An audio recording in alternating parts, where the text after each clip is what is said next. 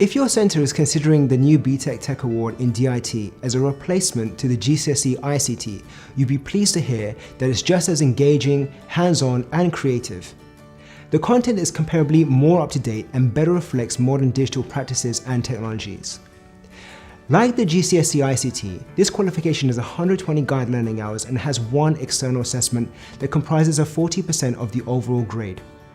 Unit 1 in the GCSE ICT was all about using everyday digital devices, which we feel no longer needs to be taught in a classroom, since most young people today are just as adept as using smartphones, laptops and tablets as any working professional.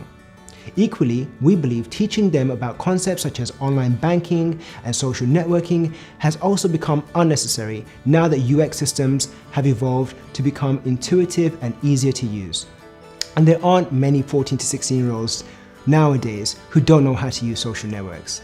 Therefore, most, if not all, of the concepts of Unit 1 have been removed to reflect our evolving digital literacy.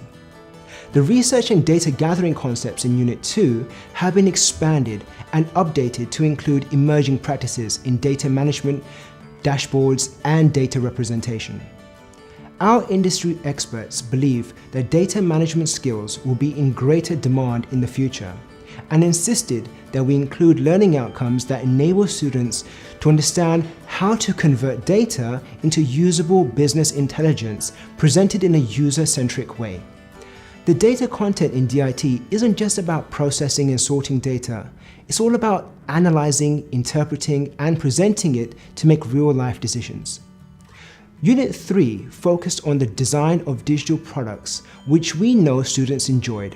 We've developed on this by increasing the scope of UI and UX designs to allow for app development as well as website projects.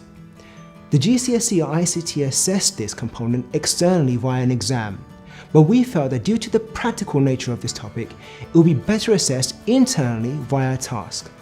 So we moved these concepts to Component 1 of the DIT Tech Award and merged them with project planning techniques to enable students to create engaging and fun digital projects in the classroom.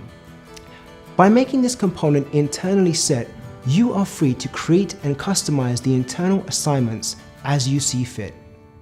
Unit 4, the final unit of the GCSE ICT, took students through a full product lifecycle. We felt it generally built on the concepts, but it needed to be updated with modern project planning techniques, and felt that the design and planning products should be the first thing students should focus on. By combining UI design with project planning techniques into Unit 1, the students will be able to grasp the concepts in a more natural and step-by-step way.